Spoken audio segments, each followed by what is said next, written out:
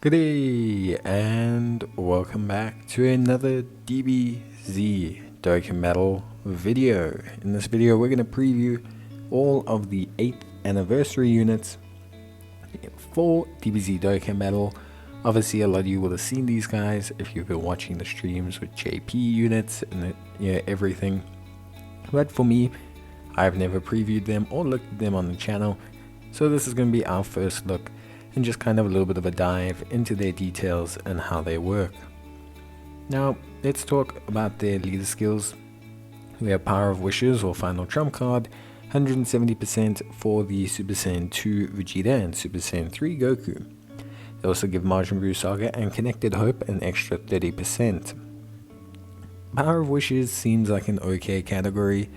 Final Trump cards also a generally good category. It's got a lot of Vegetos, Gogetas, units using their final moves.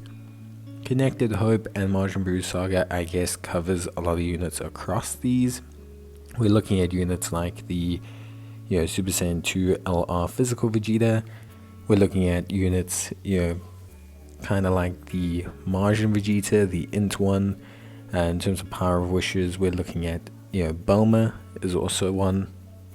So a decent category and decent crossover for sure.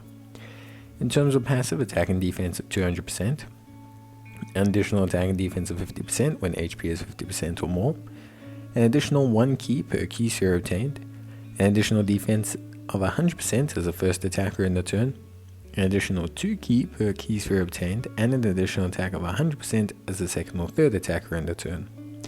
They will launch an additional attack that has a great chance of becoming a super attack when key is 18 or more, and they will launch an additional super attack when key is 24. They have a key +1 and chance of performing crit of +10% with each super attack performed. So, building them, pretty straightforward. They have additional defense if you want to place them in slot 1, and they have additional key recovery and higher attack if you place them in slot 2 or 3. The cool thing about them is they have crit and additional built into their passive. So if you are going to want to maximize them, you're looking at more an additional build so that you can benefit from stacking up that crit faster. And obviously they have a chance then of firing 4 supers in a turn, which will be pretty imperative. In terms of their standby skill, which isn't a new feature because we got the World Tournament Goku, standby skills are basically able to be activated under certain conditions, very similar to active skills. This can be activated when HP is 50% or less, starting from the 4th turn from the start of battle, if the character performs 4 or more attacks in battle. They will stand by for 5 turns, during which charge count increases by 1 per key sphere obtained by allies. In terms of that, basically, to cut a long story short, they look pretty good. Links wise, decent kind of standard Super Saiyan links. Super Saiyan, Saiyan Warrior Race, Golden Warrior, Experienced Fighters, Prepare for Battle, Fierce Battle. They can link up pretty well with any Super Saiyan LR. They're on quite a few categories, as you can imagine: Power of Wishes, Final Trump card, Connected Hope, Majin Buu Saga, Pure Saiyans, etc. Their super attack effects are pretty good. They raise defense and raise their attack for 1 turn and cause colossal damage to the enemy. They greatly raise their defense and greatly raise attack for 1 turn and cause mega colossal damage to the enemy with their super attack at an 18 key. So pretty good stuff. That, combined with the fact that you're going full additionals, means that their defense will build up quite swiftly. We then have the Goku and Vegeta standby mode. There's no real super effects with these units. The standby mode is basically, what they're doing when they're not attacking. So he can't attack. He has 250% defense, so guards all attacks and randomly changes key spheres of a certain type to rainbow for 4 turns from the start of turn. He reduces damage received by 8% per key sphere obtained, and his attack is plus 500% when the finish effect is activated. So very similar to like the World Tournament Goku, whose attack works out to being a revive. This is a little bit different. There's no revive here, but basically he becomes an ultra defensive unit. Guarding all attacks, defense of 250%, damage reduction capabilities, and then from there you can kind of obviously get a big attack out at the end, which is always pretty good. In terms of the finish effect, you'll raise attack by 15% temporarily per charge count and cause ultimate damage to the enemy. Basically what this means is that essentially for every key sphere your allies obtain and the standby mode obtains, basically you can pretty much take it out from there and just kind of sort everything out and get a very, very, very big effect. You can see here can be activated when charge count is 38 or less, and then you get when charge count is 39 or more. So if you collect 39 key orbs, you get like a huge damage boost. We then have the second of the anniversary LRs. Before we get into them, just to talk about Goku and Vegeta, the SS2 units, I personally think they are more than fine. I think they look great. The animations I won't be looking at in this video, but honestly speaking, they are just very good units. Like, they are very, very, very solid units. I think personally speaking, they're good. I like that they stack their defense. I think they're a strong defensive unit. I think they have a good link set. So I don't have any problem with them as a unit. And stacking defense is always something that's very good. They have a very simple build line, with them being just a full additional unit. So overall, I like them a lot. Animations wise and everything's going to depend on you. But personally, I think they are cool. I think they're very solid. I do like them more than I like the GT1. I like the GT1, but I do like them more. The scene and everything just suits it more. The GT1, aesthetically to me, doesn't feel as cool. Although I do like them as well. So anyway, let's talk about Goku GT and Super Saiyan 4 Vegeta. They are a Power of Wishes or Battle of Fate category lead of 170% and 30% for those who are Final Trump Card or Shadow Dragon Saga. This is like okay. Battle of Fate's a weird category, honestly. Shadow Dragon Saga is also like the most limited category as well. So this isn't like game breaking. Saiyan Warrior Race and Lineage Experienced Fighters GT prepared for battle, fierce battle, legendary power. They're going to link pretty well with SS4 units, GT units, pretty much anything like that. In terms of their passive, very similar of course to the other unit. Attack and defense 200%, additional 50% when HP is 50% or more, an additional key +1 per key sphere obtained, defense of 100% as first attacker, second slot, third slot, additional key of 2 per orb and 100% attack. They then launch an additional attack, that's a great chance of becoming a super attack, and then launch an additional super attack when key is 24. Key +1 reduces damage received by 10% up to 50% with each super attack performed. So to kind of counterbalance the fact that they don't stack defense, they instead have damage reduction. So this is also more than fine.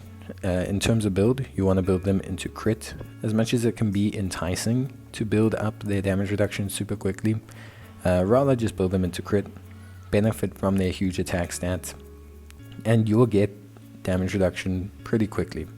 Remember, they can still launch 2 additional attacks in the same turn, so it's not hugely imperative, and you're not going to benefit from the additionals as much as you will from the crit.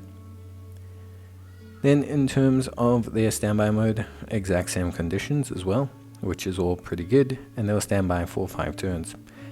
They're on decent categories as well, although a little bit less than the Super Saiyan 2 Goku and Vegeta. And as mentioned before, they are the inverse, so they raise their attack permanently with only raising their defense for 1 turn. In terms of their standby mode, things are a little bit different for their standby mode. They have attack of 250% and defense of 150% when HP is 50% or more. They have all allies key +8 and attack of 80%, which is pretty huge. They have a revive with 100% health HP recovered when a character or ally attacking the same turn is KO'd. And they have an additional attack of 39% when the finish effect is activated. So they're a little bit different. They're a revive standby skill. They're designed to be, revived, to be knocked out, so that you can obviously revive back. Because of this, they can actually attack in their mode, which allows them to greatly raise attack in their base 12 key, and obviously increase their superclass allies attack in their second form. The big thing here, or with their 18 key, the big thing here is obviously their huge buff of 8 key and allies of 80%. And the fact that it's obviously a 5-turn standby means that you can benefit from this. Of course, when the finish skill is activated, you are able to fire off the Super Ultra Spirit Bomb. And this counters with super intense power against the enemy who KO'd you, or an ally attacking in the same turn. So basically what this means is you're now going to counter with super intense power, which is a whole new modifier that they've provided. And essentially you're going to do huge damage upon your death. Overall, I think the SS4 unit is also very good. I think both units are excellent. I think they both are really, really top-notch units, and I do think that they enable their teams a lot. The SS4 unit, for me, feels a little bit more limited, not through passive, but through categories and through link set and through leader skill. With that being said, I think they're both really, really good. I think they are exceptional. I think the Power of Wishes category is very solid. And I think in general, you can go for either one. I personally will probably go for the Majin Buu one first, and then see where things go. Then we'll talk about the general banner units. We have here the Gifted Warriors, Super Saiyan 3 Gotenks and Piccolo. These guys are a Gifted Warriors category lead. Link set, very strange. Categories decent, but obviously because they're a duo card, no Hybrid Saiyans, no Namekians, this is a little bit disappointing. Attack and defense of 100%, additional attack and defense of 150% when performing a super attack, high chance of randomly changing key spheres of a certain type to rainbow key spheres, recovering 5% HP per rainbow key sphere obtained, an additional attack of 50%, and an additional attack that has a high chance of becoming super when key is 11 or less, medium chance of evading enemies' attack when key is 12. The thing is here, these 11 or less capabilities are not impossible to get, but are just kind of complicated ways of trying to give units alternative effects, which for me at the end of the day is not really ideal for me, at least in terms of how to manage your team and your units, especially when you have a unit that's making rainbow key spheres and you want to also heal by recovering rainbow key spheres. Generally speaking, the 11 key is a lot less enticing, at least for me. Then obviously you have the two effects. The Vice Shout is on the 12 key, and then you have the Charging Ultra Boo Boo Volley on a 9 key or less. Again, a little bit strange here, because obviously if you get 11 key, you're not going to be doing the one that raises your defense, but it is just one of those things. It's a little bit of a weird design. Similarly, Ice Shenron and Nova Shenron, not really the craziest units. GT Bosses lead. It's nice to see a GT Bosses buff. Gentleman, Brutal Beatdown, Cold Judgment, Shocking Speed, GT, Shadow Dragons, Fierce Battle. They're going to link well with Nova, but there's no really solid Nova. The only other solid Nova is one that supports superclass units from the Shadow Dragon saga. So again, just a little bit wonky for them there. In terms of passive, they change AGR and Strength Key Spheres to Tech Key Spheres, attack and defense of 130%, and additional defense of 134% with 3 or more Key Spheres obtained, additional attack of 134% with 4 more Key Spheres obtained, and then an additional super attack with 7 or more Key Spheres obtained. Attacks effective against all types when the target enemy is stunned. Very similar in design somewhat to the Sin Shenron that we received last year. And in terms of their super attack effect, there is attack and defense for 1 turn and have a great chance of stunning. Overall, a decent unit, but I would say neither banner unit really impresses me, but I would say probably the same barring Sin Shenron for last year. Like, Broly was cool and he was good, but he wasn't crazy, and I would say Sin Shenron was probably the one that was very impressive. But yeah, that's basically it from me. Would love to hear your guys' thoughts, and yeah, see you guys in the next one. Till then, take care, stay safe, and let me know which banner you're going to be summoning on. They'll be popping out on Friday. That's it from me. See you next time. Bye.